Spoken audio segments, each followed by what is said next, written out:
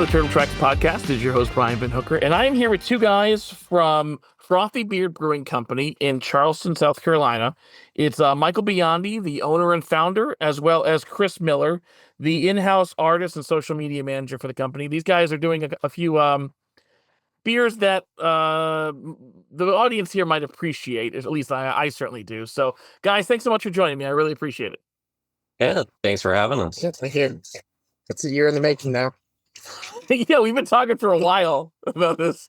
I mean, it's a rare chance for me to kind of combine two of my loves, which is turtles and craft beer. So I did that once before for an episode, but it's a rare occurrence where those two circles. What's that Venn diagram? Yeah, has that meat area in the middle. So Yeah, that's what we're here for. us too. You know, we get to make beers and put things we love on it. So.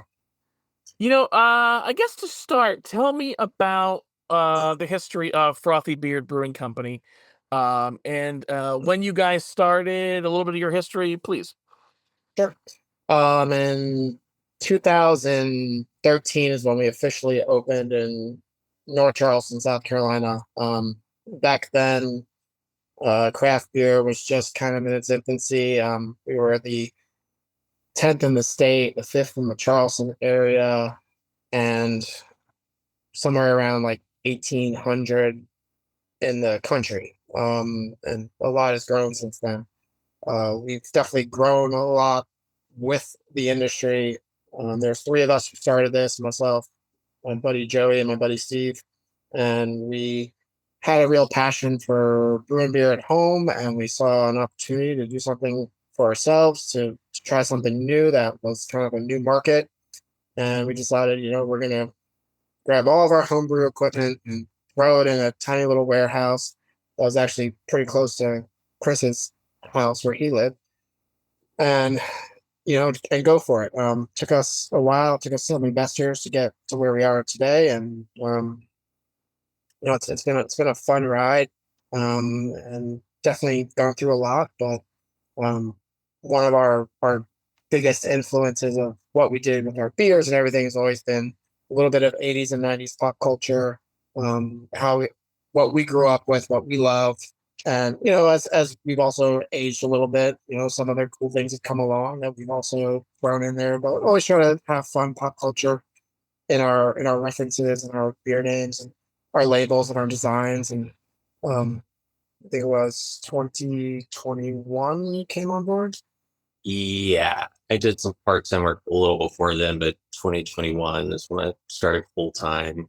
Yeah, and Chris did a couple of labels for us before that, and we were looking for someone who could just come in-house full-time and do our design work. We were working with some other firms, and sometimes it was a little slow at times to get what we needed. And having Chris on board has really elevated all of our products and literally the fun that we can have with everything that we bring to the table, whether it's our t-shirt designs, our label designs, our rest of our merchandise, or even just our day-to-day graphics. I say it often, there's nothing that I've ever thrown at Chris that he's not been able to accomplish, and his art platform and media is just wide and amazing. And I'm like, hey, do this in this style. Then I'm like, okay, now I want it in 1950s noir. It doesn't matter. Like, he'll just knock it out of the park every time. I only came on here to get complimented, by the way. No, it's I mean, I've seen some of your work, and it's extraordinary. So, I mean, it's not without reason. No, I mean, he's created such a fun place. Like, the nostalgia thing is a big part. And like you said earlier on, it's the Venn diagram. I mean, there's a billion breweries. You can find one with almost any theme now. But this one I gravitated towards. You mentioned I lived near it. I used to go for proximity, but I stayed because it was a cool place that did cool things. And we've got to do a lot of pop culture reference stuff. And, we've covered a lot of ground, but Turtles definitely has risen to the top. We don't have another full day set in honor of one of our fandoms like we do this. We'll do one-off events or things like that, but I think there's just such a universal love of Turtles that is just a perfect fit. And people come out. People love it. There's so many turtle fans that come out of the woodworks, just like, hey, we love it too. Let's come hang out and celebrate turtles for a day.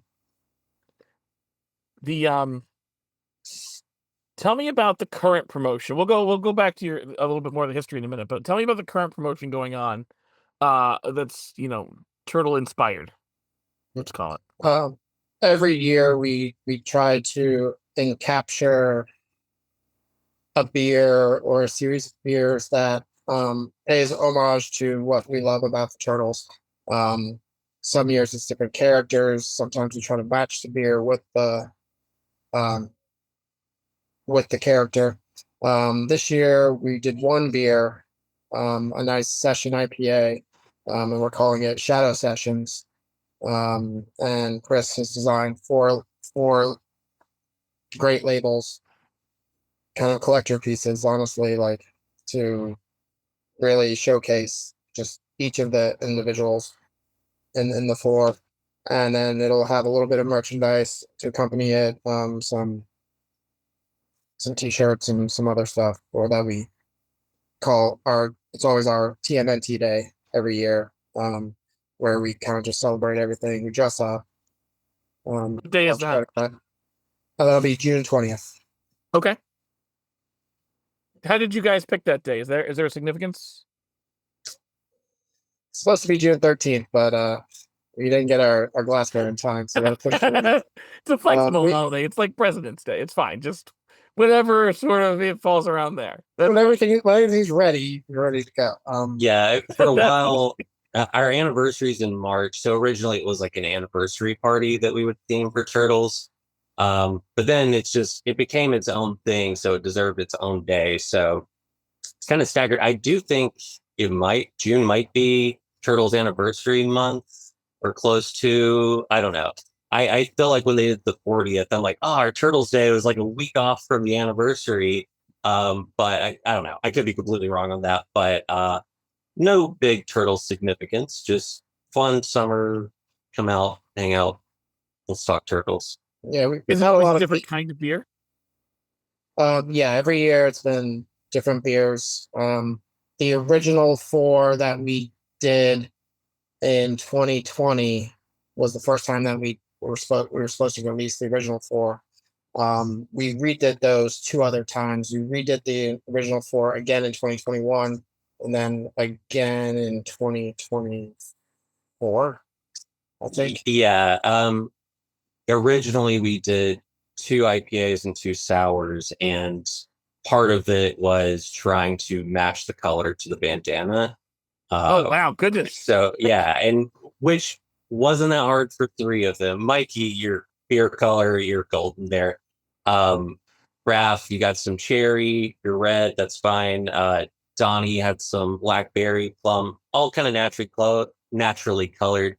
Leo was a lighter IPA, so that was blue with spirulina. We didn't use any food dye in those, but it was just bright, vivid. So even outside of the cans, if you had a flight of those 4 beers, just was right in your face of turtle colors. So we did that again, and then added Sensei to the mix, a Splinter themed beer. Yep, Sensei. Then the next year after that was the Shredder, and then last year we did 4 villains instead of the 4 heroes. We had a Villains Day, which was a lot of fun. I think giving them time on screen instead of always reverting to the 4 heroes. I'll admit that's what first brought my attention to you guys. I mean, I'm excited about Ninja Turtles beer anyway, but for somehow what hooked me was I wanted a beer with Bebop and Rocksteady on the label. And there was, I forget what they were. Can you remind me what those beers were named or themed after or whatever? All right. So I mean, they're named Rocksteady, Bebop, Foot Clan, or just the Foot. It was Foot Clan. Foot Clan and Prang. Bebop was a blood orange pineapple IPA. Rocksteady was a cotton candy. Was it either cotton candy or watermelon? It was like a pop rock sour. That's where we got the watermelon pop rock sour. Foot Clan was a traditional dark lager. Which we actually won an award for Quick Plan. That was really good. Yeah, we won. Oh, wow. Gold in South Carolina Brewers Awards. And then Krang was a pink lemonade sour. Oh, wow. That's also Or pink lemonade ale. I'm weird. Like, I like all different kinds of beers, but my favorites, I love sours and I love like dark porters and stouts. Like that. I like the two ends of the spectrum. I like everything in between, but those are the things I like the most. So I love that you guys have done so many sours. Yeah. It helps when you're trying to definitely like color match a little bit too. Like Sure. And then match a flavor that you think would be good with it as well. So yeah, it's always a fun challenge to figure out what they would be. We were just kind of like spitballing ideas of like, all right, what could Krang be? What could Bebop? And it's fun to just think of what fruit or can't, because I mean, these aren't ones that we all have year round. They're fun, small batch stuff. So there's going to be a little more, in them to fit with the theme than a regular, Pilsner lager or whatever. Are the Bebop and Rocksteady ones all gone? Did I miss the train on those? I'm guessing I have. It was over a year now. Yeah. I can send you a 4-pack of empty cans for your collection. I got some labels. I will take you up on that for real. I don't know if this is a visual podcast or not, but I wanted to show you our buddy. It's Diabolical Studios. He 3D printed a Rocksteady tap handle for us. So that's okay. So this is not a visual podcast, but this is very cool. So you have a Rocksteady tap handle. Is that always in the bar, or is it just when Turtle Time comes around? Or yeah, we kept it up when we had it on tap. But, oh man, that's amazing. Yeah, there's a compulsive part of me that would demand a Bebop one be right next to it. Was there a Bebop one? He did a Bebop one. I don't know. He took it back. The base cracked and he was gonna fix it and then send it back, but he did have a Bebop one too, and it was pretty awesome. Amazing. So, yeah. No, I missed what you said before. How did you end up matching the blue to Leonardo? Spirulina. What that is? Like an edible algae. No shit. All right. Yeah. Yeah, it's like a natural way to color something blue without using dye, but it's a fine line that you don't want the, taste from it there. So that's why that one was a lighter beer to just, hit the color pretty easy. But yeah, that was the only tricky one of the four, really. Yeah. Yeah. Go ahead. Sorry. The third time we did it didn't come out as well. So it was a little muddy, unfortunately. So that was, it was a little heartbreaking when you only have time to do it once, and when it doesn't come up with that bright, beautiful color, you're like, damn. What was now going back? Was Turtles your first pop culture themed beer, or was there anything that predates that? Let's see. There's a pretty long history of it. Obviously, it's been around years longer than I've been here, but it's anything from Star Wars, Star Trek, Indiana Jones, several Futurama beers. Tolkien. Yeah.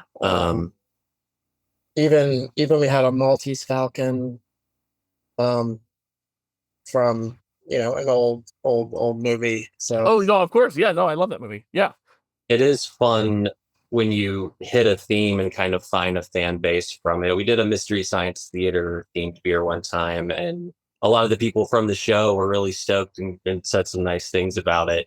But sometimes you never know who the fellow fans are around, and these types of things really bring them out. But yeah, we've done a lot of pop culture. It's just, again, like Turtles is just, I don't know. So I think even our staff that aren't into as nerdy of things that we are, everyone has a baseline love for Ninja Turtles. Sure. Some of the other stuff, maybe they don't get the reference or they don't care. Some do, some don't. But Turtles is just beloved.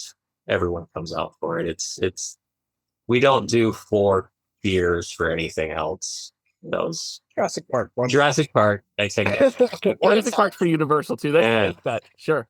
Yeah. That was an interesting quad. And I've always tried to push the envelope a little bit. Sometimes my brewers and design team get mad at me. We did one year with kind of a Mario Kart theme, but um, we had 4 beers, 16 different labels, but you never knew what beer you're gonna get because each beer label, what beer was in it, was covered by a power block. So every 4 pack, you got one of each 4 beers, but you didn't know until you peeled away the power block as your kind of your upgrade. And And if this sounds confusing to comprehend from how he's saying it, I'm the one that had to put it together, and it was just sending 16 files for one release was something. yeah. And then one of our brewers dropped the pallet on release day, and we lost probably about like 15 cases that were all like scattered and confused. Cans were Oh, no. rolling, and you don't know which one until you pull the sticker off. So that was a fun day. Yeah. But you know, So we're not doing that ever again. But that was another fun foray into how do I torture my staff. So Now, are you guys turtle fans growing up? Tell me, each of you. Michael, you first. Tell me what if you grew up on turtles or when your fandom began. oh yeah, I mean cartoons, movies, toys. I had the pizza thrower, the ninja, the turtle playset, the sewer playset. My parents actually owned a comic book store years and years and years ago, and so I got to have a little edge on getting the toys I wanted. Sure. And then the unfortunate part is somehow all my turtle toys got lost at one point in the move from down to South Carolina. And my dad says he didn't sell them, but I think he did. But yeah, I mean, just growing up, a Brooklyn kid in New York City, just enjoying, Turtles culture is New York City culture in most regards, and so like the pizza, the everything else that you're growing up with the sewer system. I did send I took cans up in 2020 to my cousin's house. I went up there for a funeral right before everything happened. And we were having the thing, and I said, "Hey, can you do me a favor?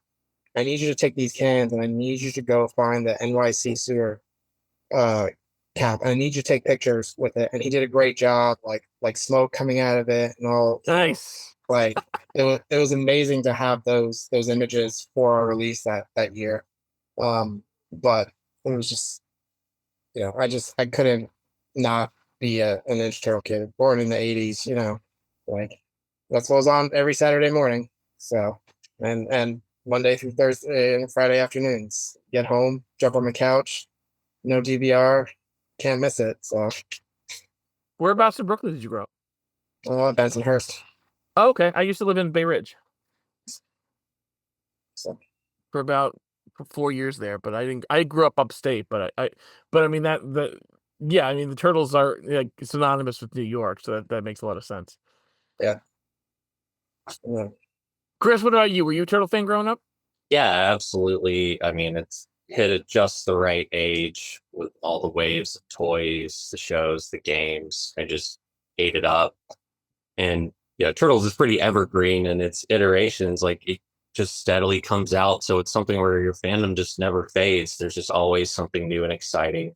But I'm a big comic fan too. So I love that aspect of Turtles. I love the Mirage stuff, and all the IDW stuff has been so great. But yeah, well, my life was Turtles growing up. I had the Turtles bike, and I remember, I don't know if it was McDonald's or Burger King or what, they had toys, but I got it's like a fanny pack. I'm like, what do you do? Like, yeah, I had Donatello on. I know exactly what you're talking about. yeah, and so I mounted that on the front of my Ninja Turtles bike, and most of the time you're like playing and you want to be, oh, I'm Donatello because I have a broom handle and it's easy, whatever weapon. But I guess I needed to have my own, and I was one of the turtles. So I'm like, I have this bike in this pouch. I just filled it full of rocks. So if I were a Ninja Turtle, I'd just be riding around on a bike, throwing rocks from a fanny pack. But I just had like everything. I had the walkie-talkies, the what were the equivalent of like Polly Pockets they have? It was like the turtle shells, like the little things that turtles. Yeah. Yeah, I loved those. I remember like the prehistoric ones, the layer. Yeah, those are good sets. Those are cool. Yeah, and the pizza thrower ones where you load not the vehicle, but the ones where you load it in their back and turn their arm. Those ones are great. They look like those look like those like almost like Big Daddy Roth kind of. Yeah, they had a cool style to them. Those are the crazy. I had the ones where the shells opened up and you could store all their weapons inside. Oh, that's cool. Those ones are great too. Yep, storage shell turtles. Yeah, and I mean, just growing up on the video games, like what Pizza Hut didn't have a Turtles 4-player cabinet. Like it's just drawing you in everywhere you go. I stayed with the Turtles in pretty much every iteration. I don't think I've seen every episode of every cartoon, but I dipped my toe in all of them, and it's just, I don't know. I don't get tired of it. It's such a fun franchise. So to do this stuff here was like, oh, you're gonna let me draw it for work? Okay, that's great. I love it. Yeah. He gets a little frustrated with some of the time commitments. It's just a lot sometimes, but it's nice to see when it comes out. I'm excited. We actually don't have the labels in yet. They're coming in on Friday, and I got metallic labels this year to get some shine on the weapons and things. So curious to see how that printed, but I'm really stoked for it. I'm really curious. Like I'm looking at the art now, and I love the design of your turtles. Is there a specific iteration or two that influenced your take on the characters? I always think about that or like which way I lean, but maybe there's just kind of a classic version in my head that's not the 80s cartoon and not the 90s movies, but I mean, you can definitely see elements. I like the rounded belt buckle. That's definitely 80s cartoon inspired. Sure. There's a bit of Mirage in there too. I even like with the Michelangelo, I even detected a little bit of the 2007 movie, I thought. Yeah, his face shape, I had him a little more rounded and not as wide as the others in that. I was kind of just having fun with it and didn't want to fully commit to this era, that era, and just kind of encompass what I feel like they should be or how I wanted to draw them. But yeah, the Mirage thing too, I love using the halftones in that to just make it a little darker. Yeah, you got a little bit of duotone look to it. I also like the choice of like the pie cut eyes, like the really cool elements all kind of mushed together in these. I really like them. Thanks. Now, so tell me, so these 4 beers, you said they're up for pre-order now? Yeah, right now, you can pre-order it until, what did you say, the Wednesday before? Yeah. The 17th. And then pick up that weekend, the 20th or the 21st. If you can't come in for some time after that, just let us know and we'll set things aside for you. But everything goes to the general public on the 20th. And important note, since we're in South Carolina, we can't ship beer. We could ship you a shirt or a pint glass. Now I don't really know. Yeah, beer is pickup only, so you do have to be in the area or have a buddy around that can come for you. But yeah, the other stuff we can ship, but everything is up for sale for pickup now. Yeah, and whatever we have left over from the day, we typically tend to put online for shipments out of state, or even in state if they didn't make it to it. But we tend to have pre-order in person, and then following Monday is when we'll probably put whatever's left up. A good thing if you can't ship it out of state. I'm sorry, I misunderstand. Not the beer, just the shirt, labels, stuff like that. Glassware.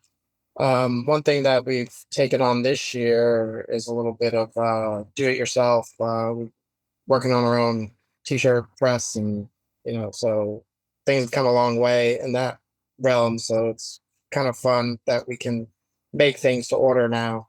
Yeah, we're gonna press shirts on site for anybody that wants to come by. We'll make you one. We have a couple colors. You can pick your size, your color. We'll print it there for you. Michael, do you ever feel tempted to shave, but like feel like you're not allowed to anymore? No, I shave a lot. Everyone